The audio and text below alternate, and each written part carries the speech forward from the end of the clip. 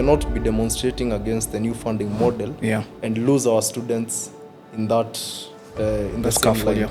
On this week's episode, we have Ryan Jack, the Secretary General Emeritus, JKUSA. I feel like all universities are supposed to embrace innovation or innovative ideas. Yes.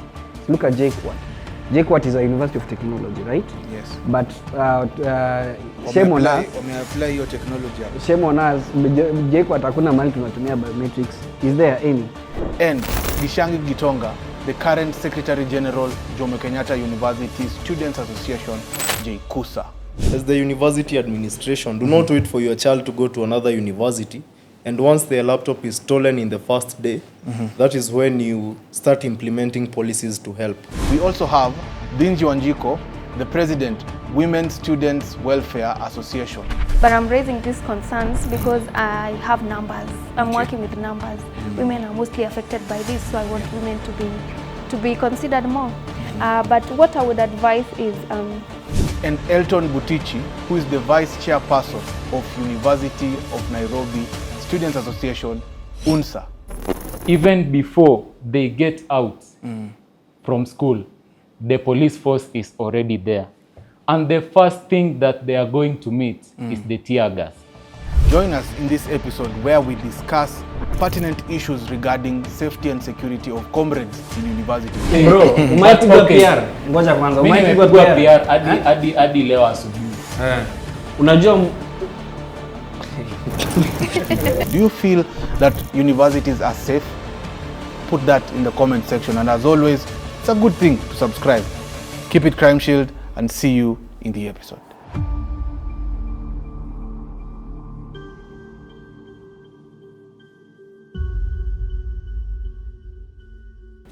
Last time on the CrimeShield podcast, we introduced a new thing, the Black Book.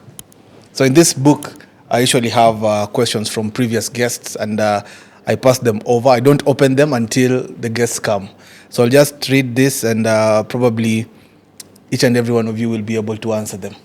So the last guest wrote this. Do you feel safe and secure while attending church services? You know, the fact that you mentioned something to do with the Black Book. Yes. It gives me tension.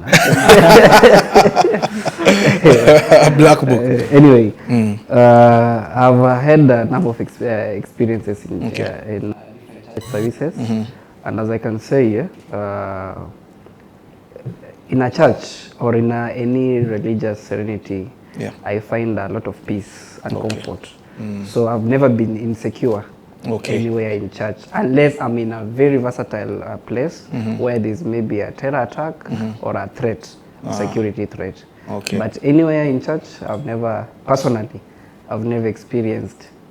And Ryan, have you lost anything in the church? That was the second question. While I was a kid. How did you lose a sweet? Nikienda Sunday school by the way, kuna mtoi alinibia sadaka.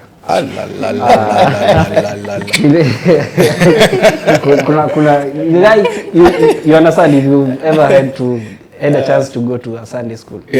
Nilikuwa nimeenda Sunday school, tulikuwa tunakaa kwa benches. So hiyo time nilikuwa na short. Nikawa nimepewa shilingi 5 na mama yangu. Ile kubwa ilikuwa iko na kona. Exactly. Nikaiweka hapo on my pocket. Little did I know that it is sliding, because my short was hiyo texture yake ikateleza. And my kia akaichukua tu. So as a Christian, walikuwa wanatuuliza, what can you do? Obviously I had that envy kidogo, kahasira hapa na pale, hata ika lead to kidogo tupimane mangumi. But it was a childhood experience. So that's the only thing at least I can say I've lost in church maybe. Hiyo sadaka inafaa investigatiwe. What about you, Denji? I don't go to church in town, in the city. I usually go to church when I go back home. And I know everybody in that church, so I've never felt not secure in the church. Like I find a lot of peace in the church. And My younger sister has ever lost a phone, but like it was not inside the church. It was in the church grounds. And when she lost it, she had to come and tell me. And now you see, we lost it, both of us. Yeah. So, but I've never lost anything else at a personal level in church. What about you, Gigi? I think that growing up in church, I have very few negative things to say about church. I have Christian parents. Yes, and it's something I take pride in. I am a man of faith. Nasikianga usiguze murimo, usiguze kanisa pia. Yes, so the church is the place I usually go to. Never feel very stressed by student leadership or academics. So the church is the best place for me, and it could not have been so if I was in a culture of losing things in the church. So you've never experienced? Yes. Thank you. What about you, Elton? Okay, for me, I've never lost anything in my church. But I remember some years back, during a Kesha program, hiyo ya kuvuka mwaka, our pastor lost his motorcycle. Aliibiwa bana. From 5 bob sasa tumeingia motorcycle. Aliibiwa ndudhi. But all in all, I'm a Christian. My mother is a very strong believer. Same to my father. So I always feel secure in church. And the church is the only place where someone can feel secure. So I personally, I think church is the place, is the best place to be. Because even to be here, it's because of church. Your Christianity. Iyo kwenda church ndio inakupatia maadili. So hiyo motorbike ilipatikana?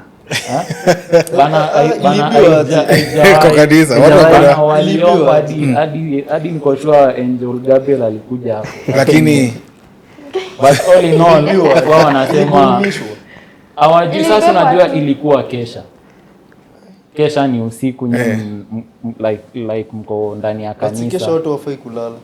Asasi walilala. Or you guys were taking your offerings back. But I get there was like somebody they suspected taking offerings back. But all in all, church it's a safe place to be. Nice. The beauty about the Black Book is that you also get a chance to put your questions, and because today is the first time on the podcast where we have 4 guests, each one of you will get a chance to put a question. So it will go around as we speak, and then you'll be able to note it down. Okay. King, hujatuambia wewe umaipoteza kitu kwa kanisa?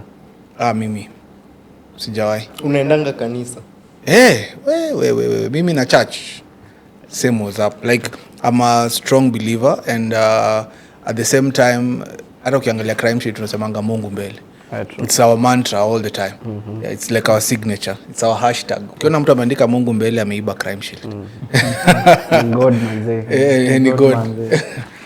The topic of today is something that is very, it's very vivid. We've seen a lot of people transit from high school and they go into campus, and they pretty much realize that campus life, si kama boarding school ya high school ama day school, there are a lot of dynamics, and we want to really focus on how we keep ourselves safe while in campuses. This conversation, you as leaders have a role to play as well. So we'll want to be as candid as possible to inform the people who are watching us on how campus life is and what safety measures are there in the present. So we've seen incidences like in, on the news. We saw Pwani University, there was something, you remember Garissa attack and things like that. We've seen strikes going on. How do you feel about the security landscape? And I'd like to start with Dingy. How do you feel about the security landscape in campus? And especially, in the light of all these things, we're talking about the transition of payment, we're talking about any issue that can spike a safety or security related concern.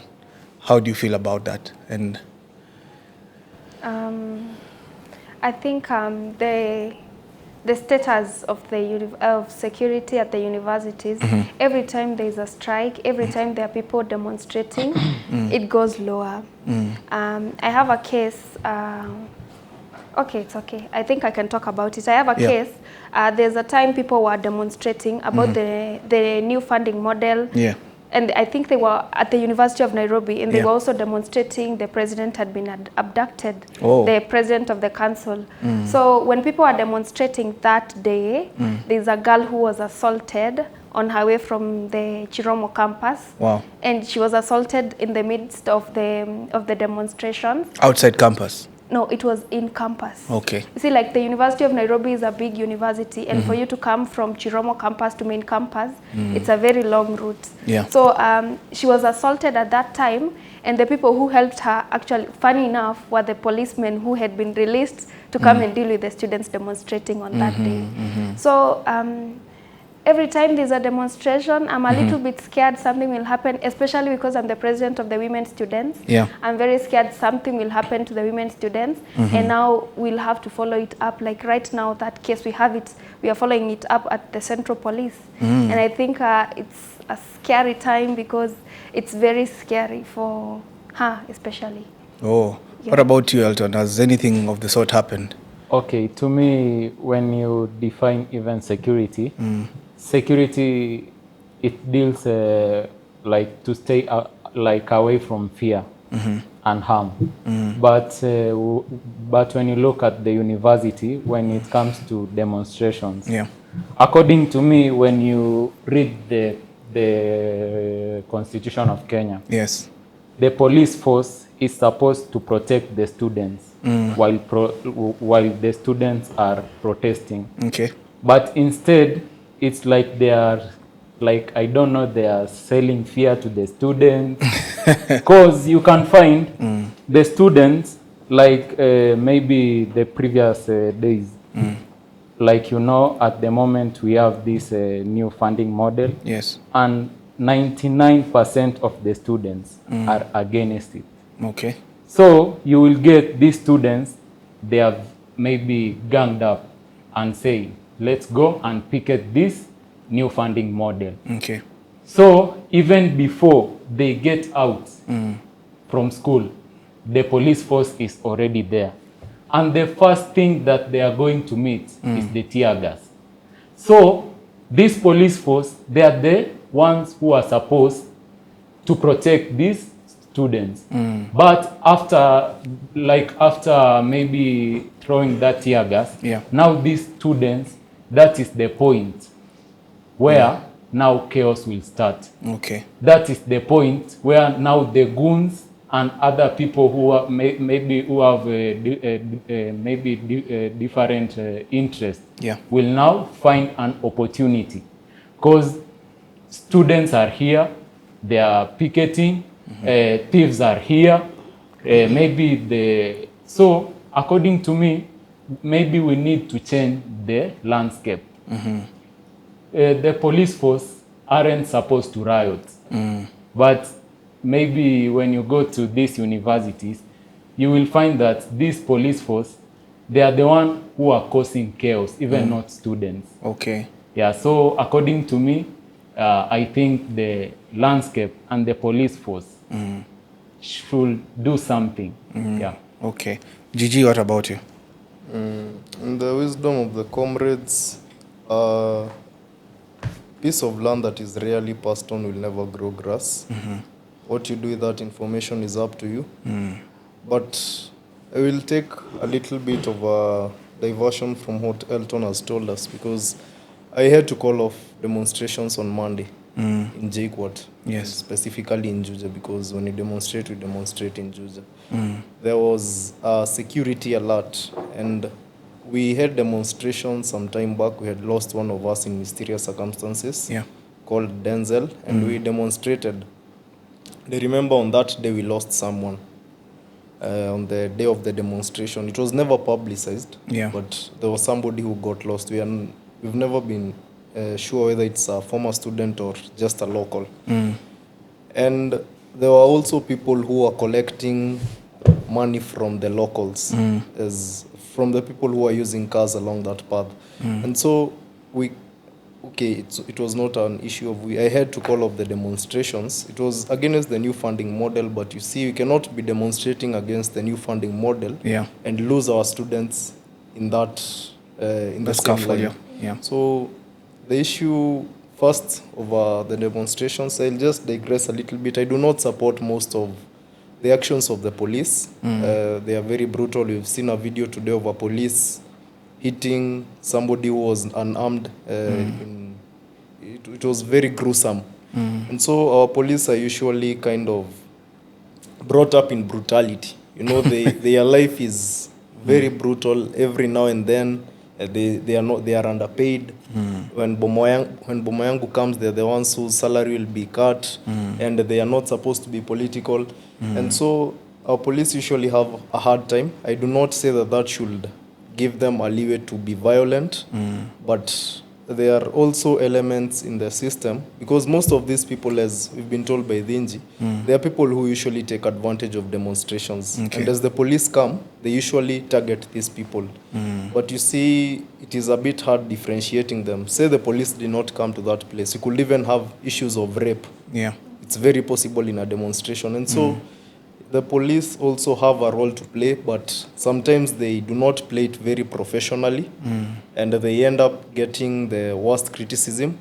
But sometimes they have to be a bit more aggressive in order to deal with these people. Also on the issue of security, she's also mentioned that the issue was inside campus. We do have comrades who are hungry, and so once they get a chance to eat, they will eat.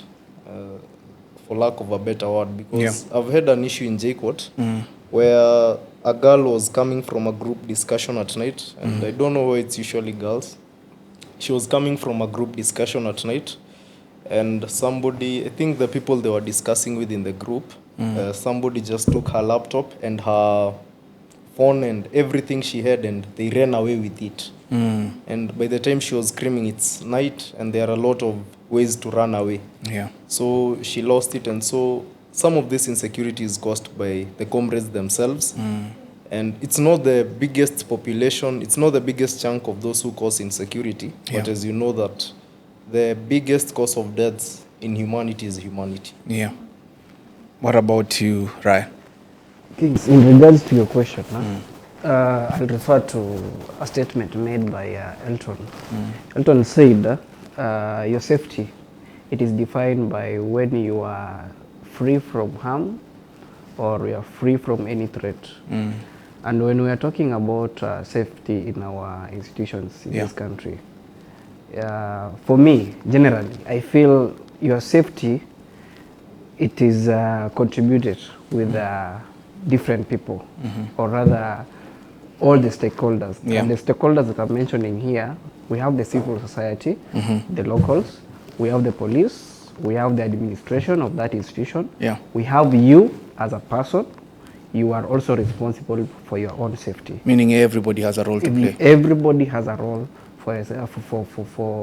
to bring in the issue of security.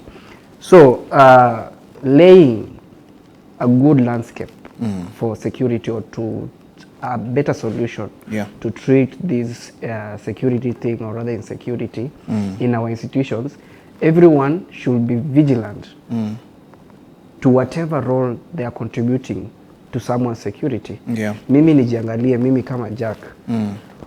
What am I supposed to do so that I personally am safe, or my neighbor here, Thinji, is safe, or mama mboga pale mali naishi ako secure. Na mimi nikijua hivyo, polisi pia anafaa najua hii area yangu, my area of jurisdiction yenye nimekuwa assigned, inafaa nifanye nini ndio ikuwe sawa. The very very time the administration should know that within this university, as much as these are an institution, kuna wanafunzi maybe wako nje or wako within the universities, but this area, these are our roles. This is what we're supposed to play. Those people who are out there, the mamamboga, the pastors, even the clergy, they are responsible for everyone's security. So if I feel like if everyone plays their role well, then we are going to have a very good streamlined safety measures in all our institutions. Polisi ajue this is my limit, this is where I'm supposed to, even if I'm enacting the law, I'm not supposed to go beyond. He mentioned the police wanaitwa kukuja kuprobe an insecurity issue. As how people are having a peaceful demonstration, hao ndio wanakuja kufanya strike. They are coming to suspend peace, as comrades say it. You see? So if they know their limits, wakijua when we're going there, what are our measures, and mtu akwe guided by the responsibilities, the oath they took. Kama ni pase, kama ni mama mboga, wale even mwenye unaona comrade Gigi has mentioned, my friend Gigi has mentioned, kuna wale wanaona this is an opportunity of them maybe trying to vandalize people's property during the demonstrations and any other thing, which is very, very, very wrong. So everyone has a role to play for us to streamline a good landscape for safety in our institutions. And then just backing on Gigi's story, what do you think should be done in universities? What role can university leadership play in terms of sensitizing people on what matters to do with safety and security? And what is going on right now? Do we have apps now that we're in a tech world? Do we have apps that people can put in their complaints, or how do you go about it? And especially for ladies, example yake ilikuwa ya a lady in school anatoka anaenda kufanya masomo yake jioni, bag imeenda, laptop imeenda. Are there measures that are in place, or what would you love to see?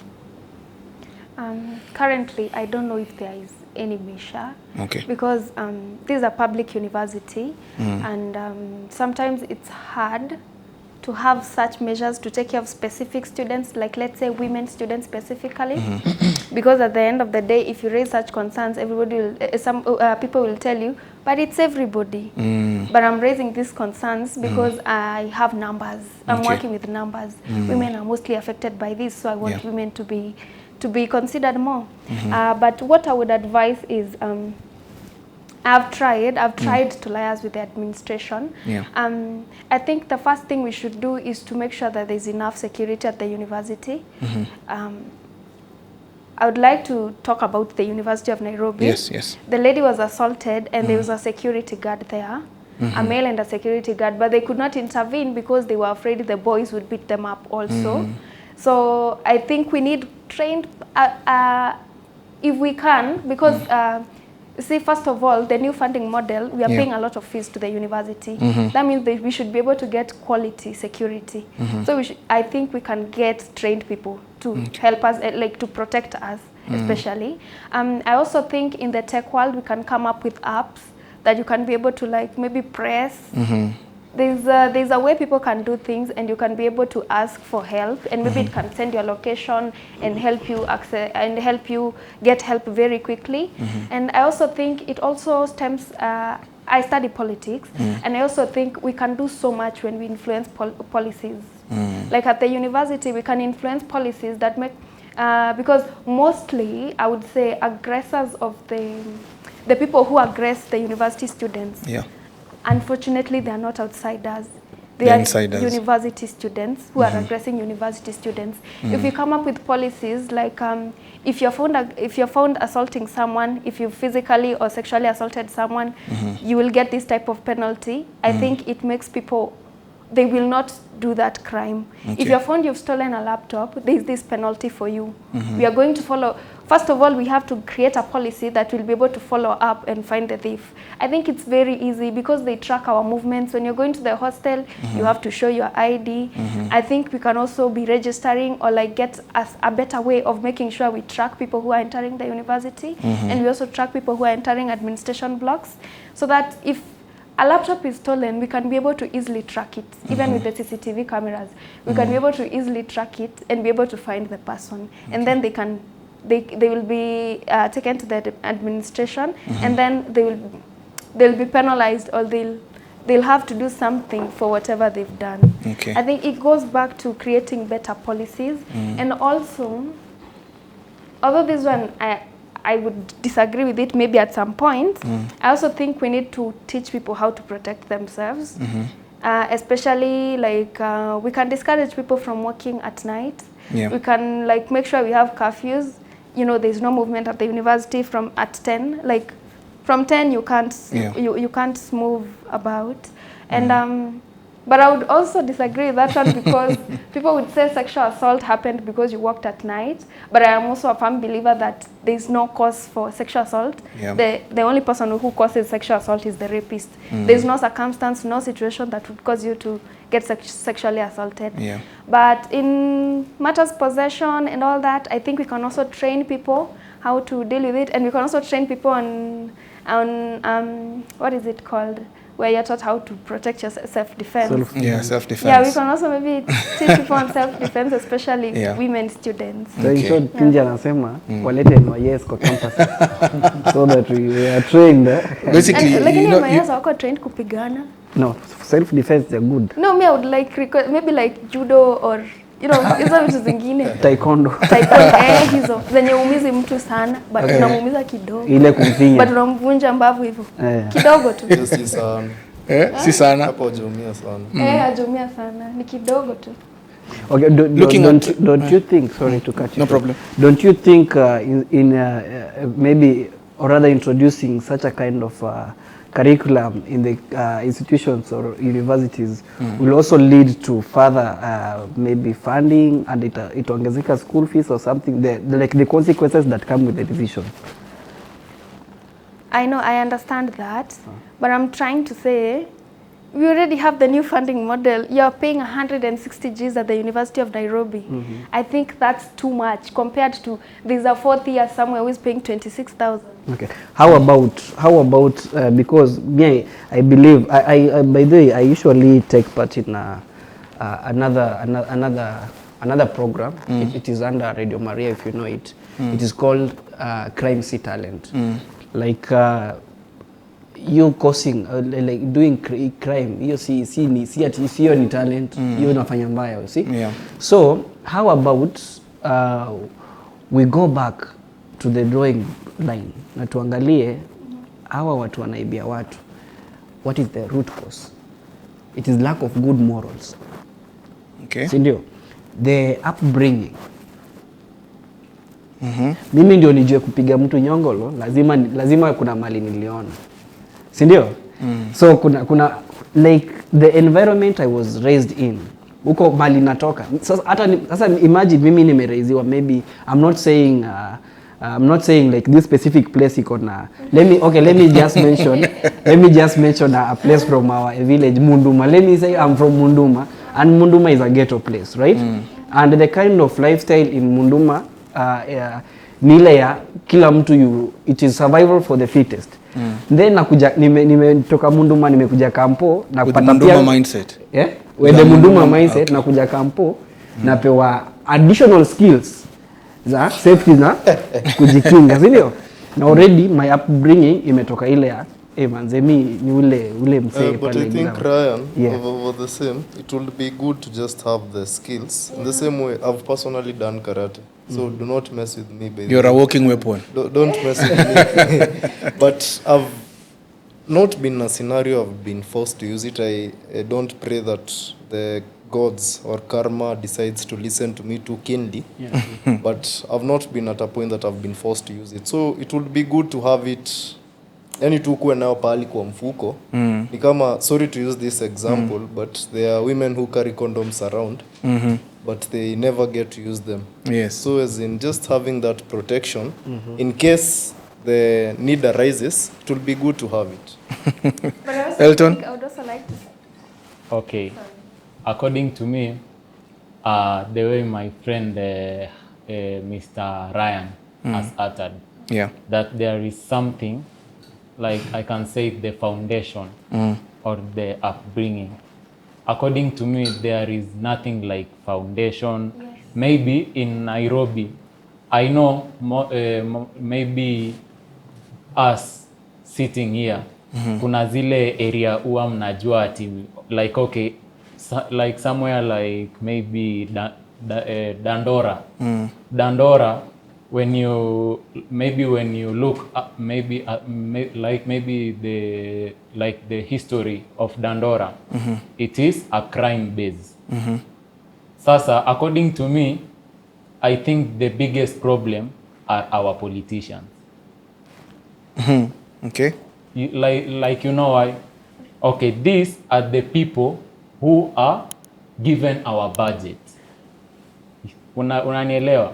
Our MPs, they are the type of people who regulate our education system.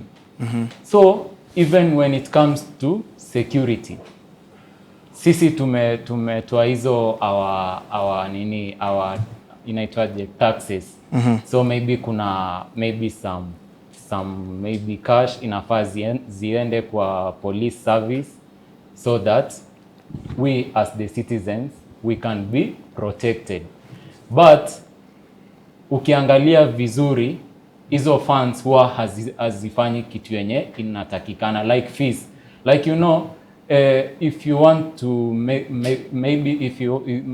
maybe ukiangalia maybe a country, maybe like Kenya, even India, China, any country yenye haijachukulia education nini very serious, that country is a failed country. Maybe for now inafaa ukiangalia kama nini yetu our government, when it comes to kwa security, ukiangalia kama the University of Nairobi, according to me, and maybe this is my research, when you look at the University of Nairobi, the whole ministry 95% near University of Nairobi. The product of like need the product, all the governors. But ukikuja kwa University of Nairobi, ikona a lot of needy students bado. So these needy students, wewe umekuwa ukiambia your kid or maybe your neighbor, read hard and go to the University of Nairobi. So this kid umemtuma kwa University of Nairobi, hana pocket money, hana anything, like we umemwambia tu enda, aki apply help apati hiyo help. So you see this student itabidi aingie hiyo nini ya kupiga watu nyongolo. Unaona? Okay. Sasa hiyo ni kitu yenye we as the citizens need to understand, like hiyo kitu inaanzia wapi, shida inaanzia wapi. Okay. So I think it's the role of the government to make sure that all the students across the across the nini, like Kenya, they are well protected. Kama ni kuweka hizo CCTV zikuwe in every campuses and hostels, zote zikuwe kama the University of Nairobi bana. This is a very world class university, the best university in East and Central Africa. But kuingia shule like watu wao wanaingia tu, unaingia. So you're talking about now the protocol, how people like come in. Protocol. Okay. According to me, each and every university, including this polytechnic, all the learning institutions like higher learning, kama ni kuingia shule, wacha kukuwe na biometrics. Wisdom. Unaona? Kukuwe na biometrics. Like you can track. Unajua kama kuingia hata kwa hiyo hostel kuna biometrics. You can trace. Kama wizi imefanyiwa hapa, watu wagani walikuwa hapa. Sasa tuanze kufanya nini? Search. Tuone where it will lead. But when you go to the University of Nairobi, side ya hostel, anyone can enter. Even me, I have friends from other universities. I used to live in hostels. But the truth of the matter is, when we enter those hostels, hakuna mtu maybe ashaiambiwa ati where is your ID, where, unaona. So security inaanzia hapo, cause maybe you have gone to university, and according maybe in quotes, the villagers wao wanaona when this guy amenda university, this is a very successful person. So mimi kama niko Nairobi na niko Mathare or where, and maybe tulikuwa na wewe, naweza kutafuta, maybe have some talk blah blah blah. So when I come to your university na nimeingia hadi hostel, I don't have that motive of learning, because maybe I'm not learning. I can find an opportunity there. Hapo ndio naweza kanione hawa watu wanaacha tu hivi nini hiyo hizo laptops hivi ndio watu wanaacha tu nini viatu hivi ndio watu tu wanani cause trust me 90% of theft in universities it's not the students, even if it's students they are linking with the outsiders. Unaona? There has to be I want us to go to another topic that you brought up, like involving technology into safeguarding the area. Are there any, you've said in your end they're just baselines basically, and looking at how tech has come about and soul searching, utakuta kwamba we are the problem, we the people are the problem. Not knowing what role we play, as you mentioned, is something that is very critical. I want us to look at now in the tech space. Everybody has a phone, everybody has a computer, and right now learning is online sometimes. So there's this issue of cyberbullying, and which has also led to a spillover of events. You find that is where you can interact with people. That is where things like radicalization happen. That is like a source. How do you handle such kind of things, Ryan? Okay, number one, Elton has brought up a very, very good point, a valid point. Especially, actually, I went to Chuka University. I was in Chuka University in 2022. I was invited by the Vice Chancellor. Hiyo time alikuwa ana withdraw now. He wants to vie as the governor for Tharaka Nithi. Okay. So I was there. Chuka University has biometrics, especially at the university main entrance. Even at the hostels, iko na biometric. Even for class attendance, wako na zile biometrics. Chuka University. Huwezi sainia mtu. You have to have your fingerprint. So this brings a valid answer to your prior question, like what is the role of the university for the safety and security ya shule. So I feel like all universities are supposed to embrace innovation or innovative ideas. Yes. Especially these universities, they have resources, full resources. Look at JKUAT. JKUAT is a university of technology, right? Yes. But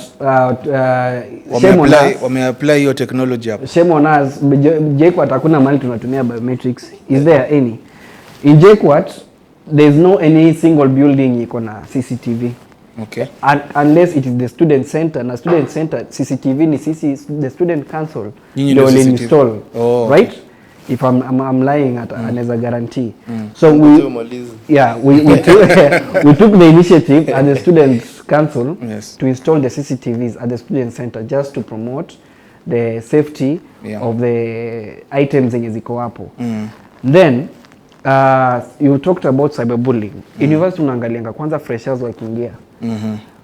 Hawa watu wanachujwa kwanza, uko umetoka kule shags vizuri. Umekuja sasa bado uko na ile ideal mind, unaona? Laptop hujui hata umesoma kitu umekupitisha ni chemistry na biology, umegonga zote mambo ya computer wewe you don't know anything. You don't know even how to there are some people they don't know even how to copy paste a message. You see? That's how dumb they are. It's a whole course. So I always feel like if the universities or these campuses they brought up wangeleta an idea of each and every unit at least ikuwe na IT, each and every course ikuwe na IT unit at the first year. Ikuwe like a common unit. Kama hizi zenye tunakuanga nazo HIV, communication and development skills for JKUAT. I don't know about the other universities. So at least a basic IT skill or IT unit like copying and pasting. Ikuwe common to everyone. So kila mtu akuwe anajua akipata message ajue this kind of a message that is a threat. Anajua hii unaibiwa tu, tunaambiwa siji mzungu amekutumia mzigo kutoka uende uchukue container yako iko Mombasa port. And you know that's a scam, right? So if you have these IT skills, unajua sasa mzungu anakutumiaje kwanza mzigo, amepata aje namba yako, akujui. If we have this common unit, it will try to explore our minds. Another innovative ideas when we are talking about safety within the institutions. Let us have lit streets mali comrades wanaishi kusikue kuko dark kabisa. Sio nyinyi huwa mnazima? No. I've never seen, sijaiona mahali kuna ndani ya nyumba tu wazima. Na watu wanazima tu na ile kuzima ingine, lakini lights za street lights hizo zinawaka mbaya. Anyway, my point is let us have these streets well lighted, electricity kwa kila mahali, ziko very secure, hata mtu akwe proud akitembea. Even during the wee hours, mtu akwe comfortable, anajua I'm stepping here, hapa kuna mtaro, hapa ni njia safi, hapa ni lami, anajua. You see? Then also another point about technology. Having innovative ideas. We usually, like for JKUAT, we usually have what we call Tech Expo.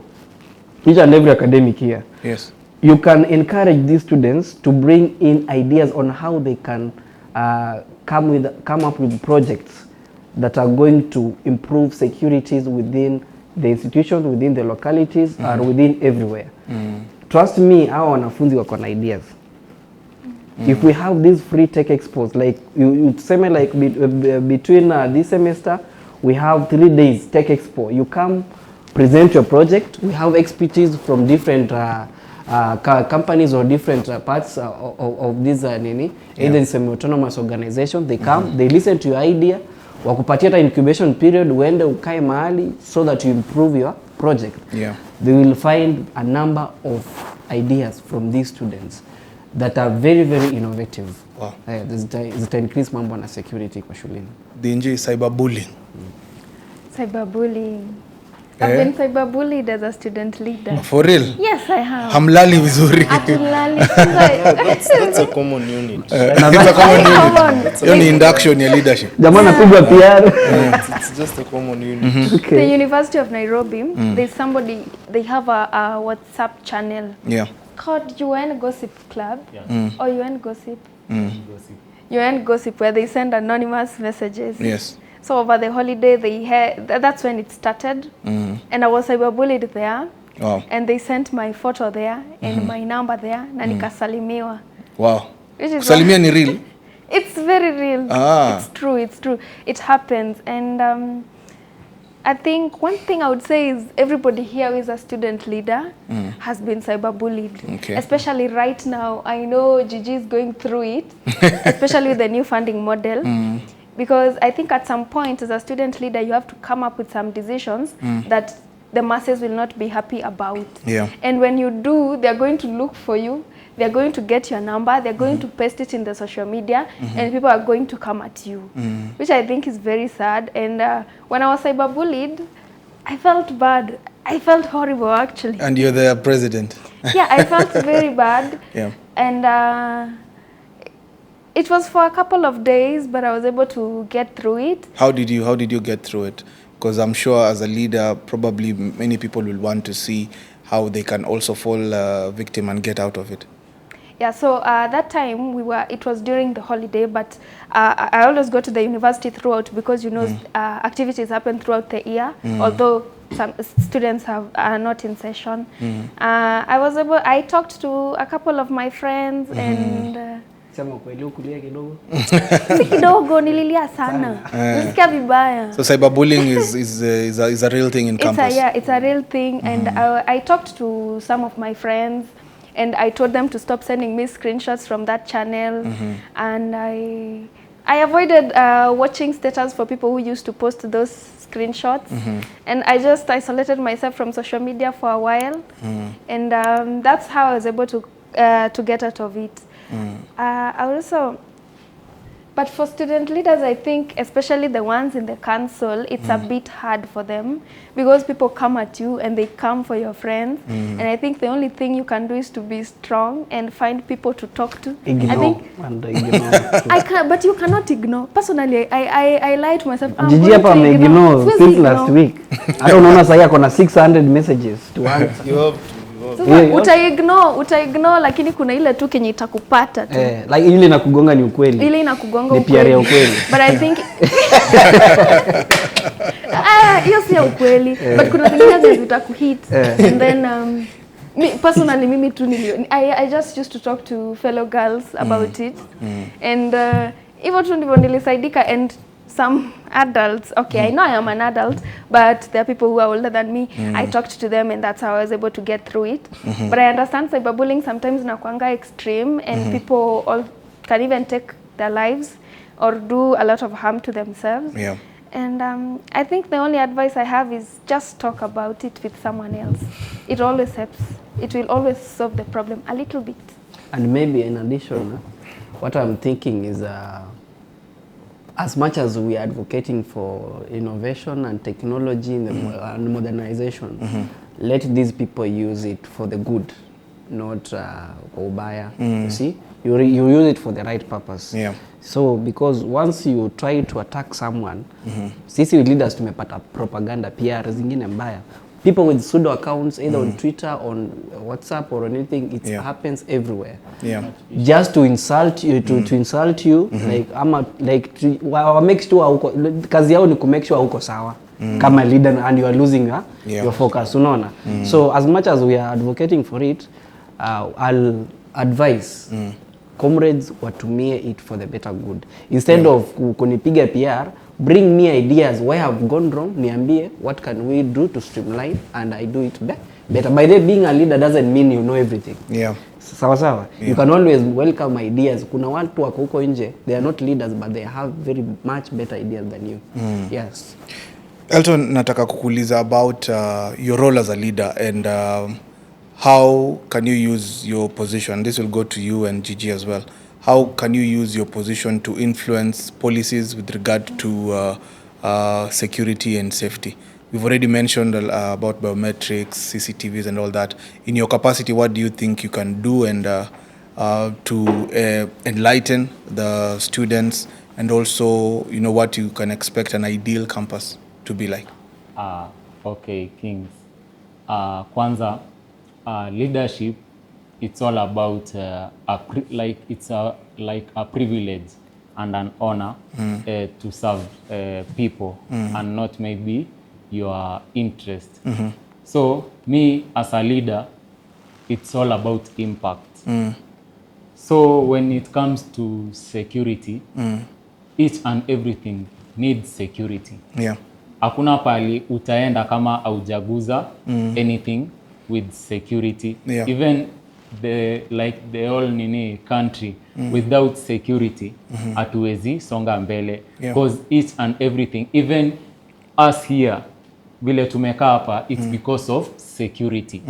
Unaona, so according to me the only way tunaweza songesha hiyo security in campuses, kitu ya kwanza according to me, all the campuses should have a police station.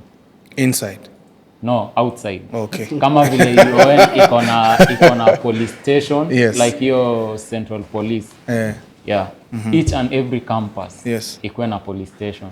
Then that also brings us back to our judiciary system. Mimi nikiibia Tinji laptop. Then maybe I be found guilty. Then I'm taken maybe to the police. After there, I'm taken to the court. What the court will do to me, another thief will also learn from me. Yeah. Unaona, this guy stole a laptop. Then nothing happened to him. Yes. So meaning when I go, I'll just say this and this, and then you're left to be cool. So first and foremost, we need to have those police stations. And by the way, maybe if you are going to go back to our constitution, I realize the police is a service. So the police are supposed to provide efficient service to students. Okay. So we need to have this police and they do enough patrol. Kama UN, maybe from 7:30 to 6:30. Police need to be there.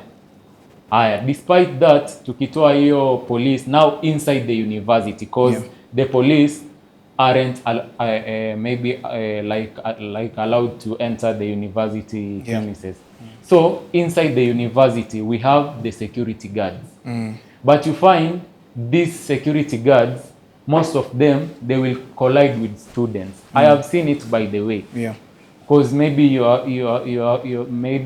will find maybe a student has told something, then that student, he or she is not a student in that university, but you will find they are colliding with this maybe soldier, so that maybe anaweza ruka fence without this soldier kumfuata, or maybe so there's a gap. There's a gap with the security guards. Or something. Yeah. So that also poses that we need to have this the surveillance cameras along the school boundaries and also inside the hostels. Then I, as a leader, I think we need to have maybe in the universities and all the colleges.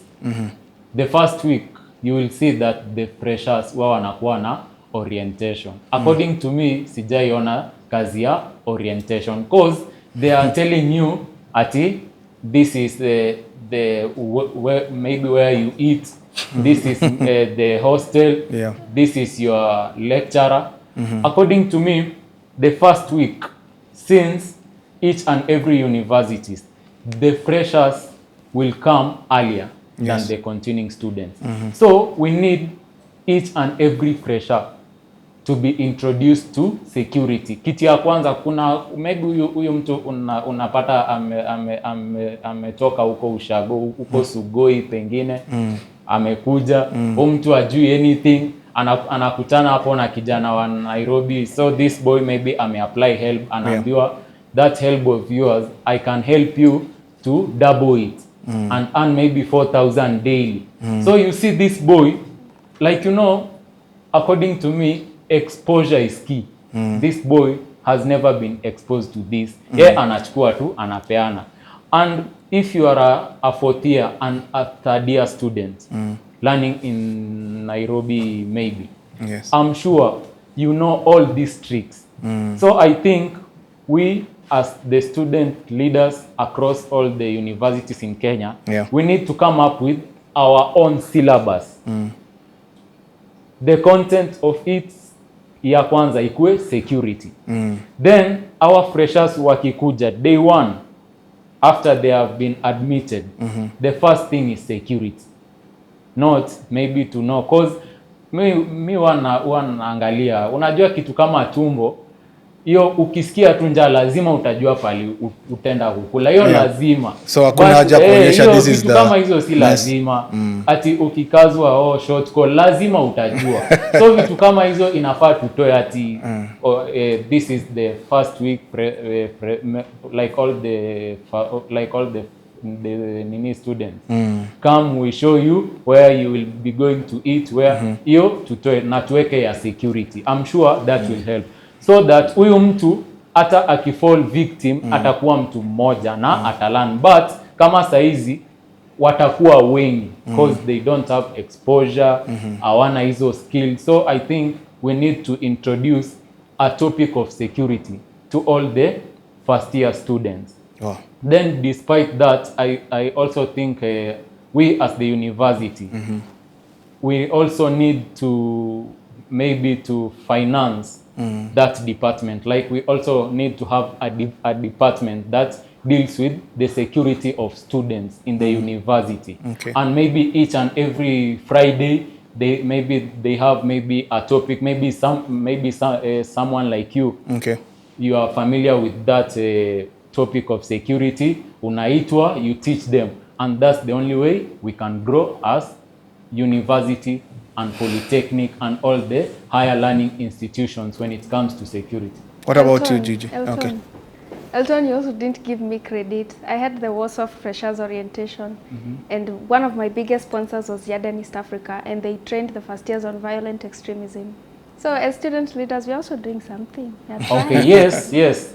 Things you are doing something, but you see, maybe that's nini, I don't know, like the can also speak I don't know. Yes. This was the whole security, managing the security function and all security. I remember I saw that poster, but the photo of this person called I don't know Calligraph Jones. That was not my event, kuliko ya security. My event Unaona? was Bro, lakini uju Calligraph Jones like okay, sinamjua. Okay, Calligraph John kama hiyo event yao ilikuwa yangu haikuwa na Calligraph Jones. Actually my guest of honor was Okia Omtata. Hiyo ilikuwa event ya jioni ya freshers orientation. Okay, I remember party. but you get unaona kwa hiyo nini poster picha ya Omtata ndio kubwa. Yeah, it's good because hiyo ya security. We get to understand how actually. So mtu akikuja hiyo event kitu yenye akichukua simu huyo ni nani Omtata, I'm going to see Omtata. Lakini nikiwekea security inafaa hiyo ya security ikuje ya kwanza. Then picha ya Omtata unaweka kwa Elton is saying the agenda must agenda. So but you see me, I want people to come. I also want to hear what Gigi has in store. Bro, I'm just listening to going back to the issue of cyberbullying. Yeah. I'm laughing. I remember there was a time I was dead. You know, you've been cyberbullied until you're dead. And that was during the campaign season. I had even died. They were then you resurrected. Opponents were even looking for contributions for my burial. Yeah, so I believe I've seen a lot. They buried you online. Yes, they buried me online. It was during Rita's time. Yeah.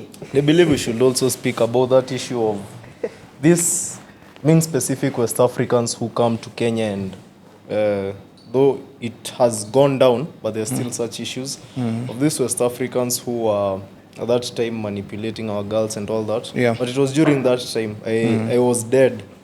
So over cyberbullying, I don't know, but I think I've gotten to a point where some things I just laugh off. you laugh, and fortunately for women you can speak it out, but for men I cannot imagine telling Ryan Jack I've been cyberbullied.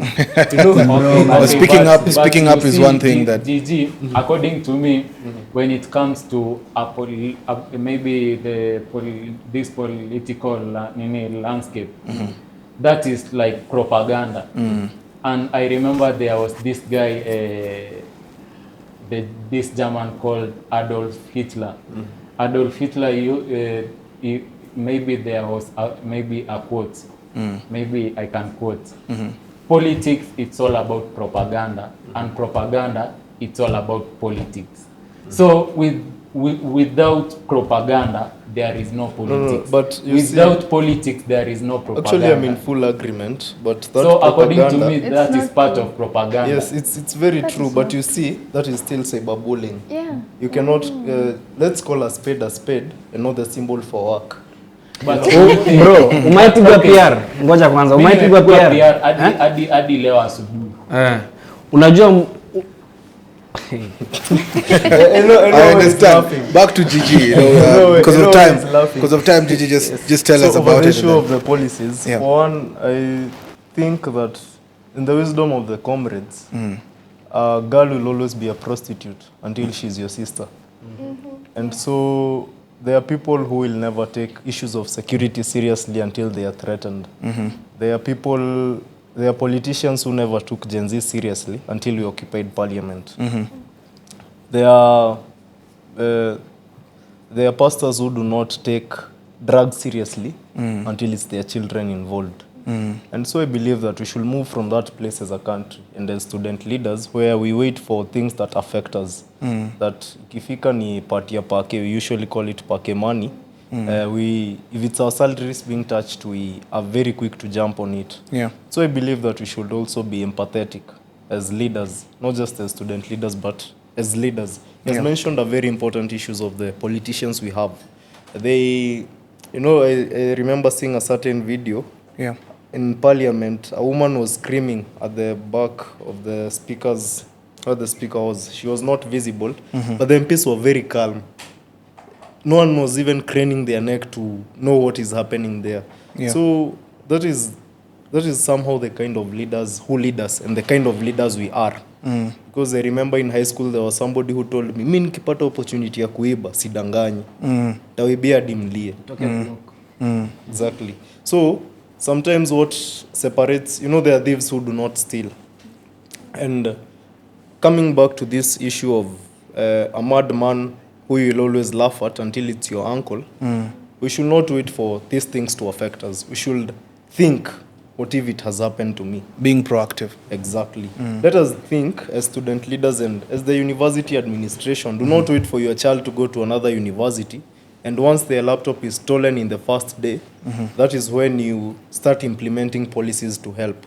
Yeah. So I believe that it's actually an issue of the human heart. We should get to that point of not waiting for things to affect us so that we can know that they do exist. Okay. Let us be empathetic. Let us know why we get to these positions. Let us represent our people in the right way. I remember during the town hall we had on a certain Sunday where I dressed down the president. It was my people who had sent me. If I decided to wait for the 10,000, I cannot lie to you. I given 10,000 at the end of it. Yeah. But it will be very sad for us to always be going for money and allow our head of state to continue advising his advisors. We need to get to that point where we face the bulls by its horn. We take the bulls we take the bull by its horns. We bite the bullet. The place that we realize that our people have sent us to these places in order to represent them. That our people need people who feel their pain. Empathy. Exactly. So I believe that the issue of security, before we speak of any policy issue, should first be empathetic. Kings, in 10 seconds, huh? Yeah. I just want to actually, basically, in your time, probably you can also tell us what, as we wind up, what you can advise a student who's coming to, as a leader, how can you advise a student who's coming to campus on how they can ensure their safety and security? It will go to all of us. Yeah, sure. Yeah. So, just to continue from where I left, Kings, there are things we call responsibilities of a leader.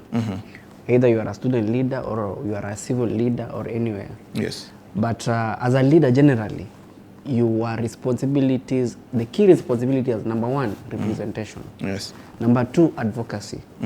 Number 3, it is educating or rather being there for those people. So as student leaders, I usually find it challenging.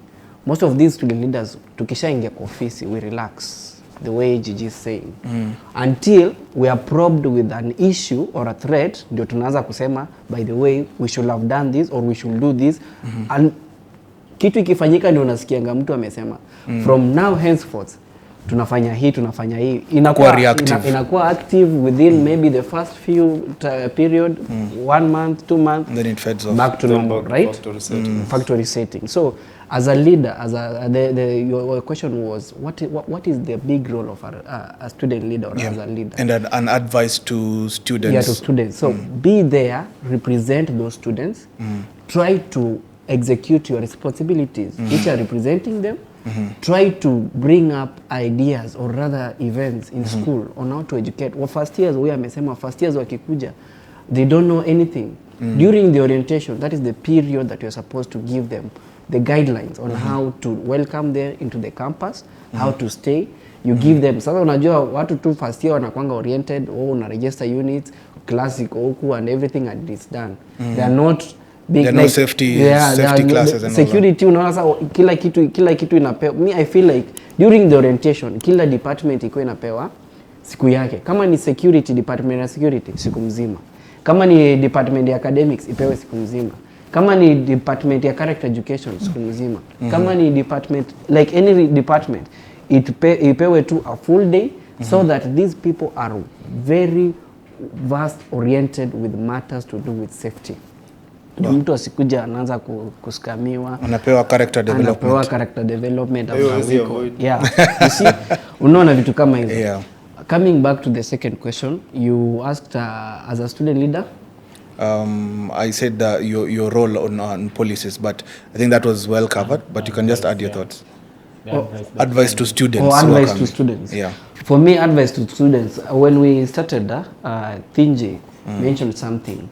Unasema alisema some of the measures she's trying to advocate for implementing, like bringing in curfews. You see, so if you are a student or anyone, you are responsible to your own security. Wewe unajua tu hata hii place, hata mimi nikisimama pale tao, however safe it is, hata ikuwe ni usiku nijue hata kuna karau pale, but I know hata nikisimama pale still nizaibiwa. My advice to students is, if by any chance it is a must, you walk alone. at least have a plan B. But in any chance uko out during the wee hours, either you are in a group ama uko somewhere safe. Somewhere safe inamaanisha hata nowadays hata hizi Bolts and Ubers, they are not even secure anymore. I have had cases like 2 cases zimekuja kwangu, wasichana wanajaribu kuassaultiwa through those Bolt and everything.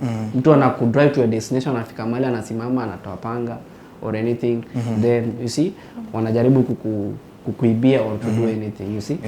Then also as a student ukienda kusoma unajua nini ilikupeleka huko.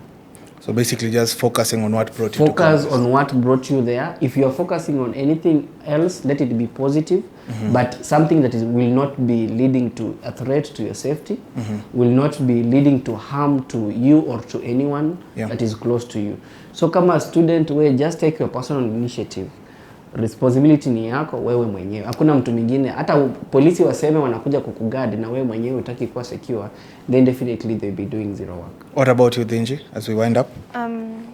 What can you tell students? Everybody has said something. I would also like to add, be the other person's keeper. If something is happening to Gigi or Elton and they're not able to speak up, become their voice. Speak up for them. If you are walking, it's at night, and you hear somebody scream, that person cannot, it's very unlikely they can be able to tackle both of you. Help the other person out. If there's a person getting assaulted, please just go and help them. And if you find victims of assault, sexual assault, physical assault, help them out, be there for them. And basically just, I think the biggest one we can do is to raise voices. Maybe my laptop has never been stolen, but somebody else's laptop has been stolen. I can do my part by raising my voice and helping them get help. If another person has been physically assaulted, maybe on campus by someone else, I can do my part by educating other people not to do the same, or being the person who will not assault others, who will not steal from others. So I think it also starts from me as a person, being a good person to you, and me as a person protecting you, the other person. Wow. What about you, Gigi? In the wisdom of the comrades, a toothless man should never complain about the quality of toothpicks. Well, But as long as you have teeth, you have the right to ask questions. Mine will go majorly to the student leaders, because we are dealing about security. The students part has been tackled, but as student leaders, we usually have a lot of opportunities to speak to these national leaders, the people who can actually make some of these policy changes. So to my fellow student leaders, once we are on these platforms, once you get a chance to speak, there was a town hall we went to and a certain girl was kneeling before the president. Like, know your place. You are leading 40,000 students. In JKUAT, I'm leading around 50,000 students. You're leading 50,000 students. You're kneeling before a man who was almost impeached by people going to the streets. So let us know our power as student leaders. Let us know that we get to these positions in order to represent our people. Let us have empathy. And once we get to some of these tables, ensure that you voice your concerns. I've had opportunities to go to the office of the president. I've had opportunities to speak to the PS. I've had opportunities to even speak to our own vice chancellor. Once I go there, sometimes they see me as disrespectful, but I was not raised to be a coward. So let us go there and actually do what you are sent to do there. And that is representation. Let us ensure that our people will not suffer as long as we have some of these positions. Ensure that once you leave that place, you can say that there's something I did. When it comes to these issues of security, say that there's something I told a certain leader, and even if they did not do it, they at least know it. And they know that it's my people who sent me. That is something I usually try to do every time I get an opportunity. And in the same vein, we will be having a freshers orientation on the 27th of this month of September. And I would invite you and all other security stakeholders to that event. It will be like a reorientation. Okay. Because they have forgotten most of what they've been told up to now. So on 27th of September, you're very welcome. Any sponsors are welcome on board. Okay. And so we need to at least sensitize them by every opportunity we get. And I would like to advise my fellow comrades never to let a heartbreak find them single. Thank you. Wow. Elton. tumalizia na wewe. Okay, thank you Mr. King. Yeah. So according to me, there is an advice maybe I can give to our comrades Yes. all across Kenya. First and foremost, they need to understand that the government is themselves and it's not maybe an alien. Yeah. So like each and everything, even with this security, it must start the government because it's the government that is providing this security. So what I'm urging all the comrades, let them stay vigilant. And each and every comrade, even if something, maybe something, it's not affecting you. It might affect your brother, it might affect your mother, your cousin or anyone. Yeah. So if you are going to see anything that it is a security threat, stand up and voice up. We as the University of Nairobi, we have like an app. It's called Rada Yetu. Yeah. That Rada, maybe if anyone has maybe something that maybe it's maybe a security threat or anything, you can post it there, and we have maybe people, maybe like you or police force, that they can act. So I'm urging each and every student, usikuwe na hiyo mentality ya kama huyo anaibiwa bora si mimi iko sawa.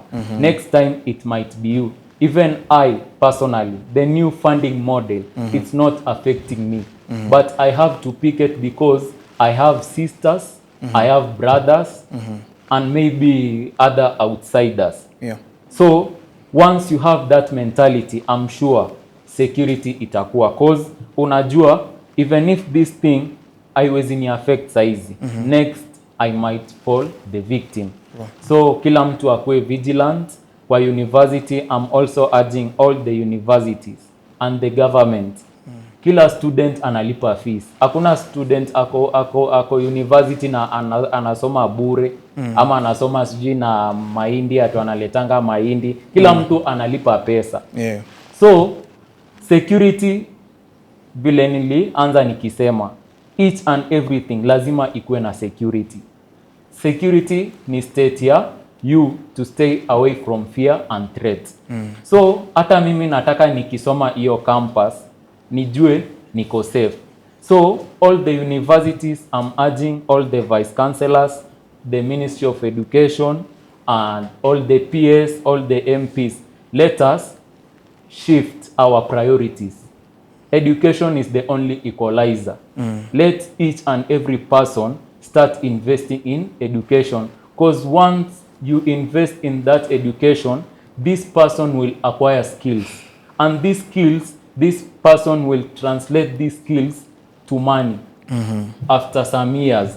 And that money, the government will acquire tax, and the government raising taxes, that is the only way the government can grow and have money. So kwa hizi universities zote na colleges zikuwe na security, watu wasome poa, na wakitoka hapo pia mimi hata naweza furahia nikikuwa maybe kwa school yenye ati siwezi sema maybe ati kusema ati university way or maybe Waiyaki way, ukikaribia university hiyo ikifika 8 PM it's a no go zone. No, mimi sitaki hivyo. I want a state where each and every maybe everyone feels secure with his or her property. Thank you. That's it, folks. CrimeShield fans, we've heard it from the leaders, and this is a topic that hatuwezi exhaust na set moja, but bottom line, what I've gathered is security and safety starts with you. Everybody has a role to play, and it's upon us as leadership to make sure that we use the opportunities that we have to also voice out what we are talking about in matters security and safety. It's everybody's concern, but make it your business. Yeah, there's something that cuts across, and we call it situational awareness, understanding your surrounding. Those are the things that really speak into the baselines of security, and I'd wish for people in campus also to embrace it and be vocal about it, understanding their roles and responsibilities. For CrimeShield Podcast fans, we call them the Premier Gang. This is it. And as always, remember to keep safe, understand your roles. If you're campus going or you want to get into campus, the leaders have already said here, it's your responsibility to understand and, understand your role as a person, understand the environment that you're in. Don't put yourselves in harm's way, alafu seme you're protected, hata kama you're the most brave person. So take charge of your safety, take charge of your security, and as always, keep it Crime Shield.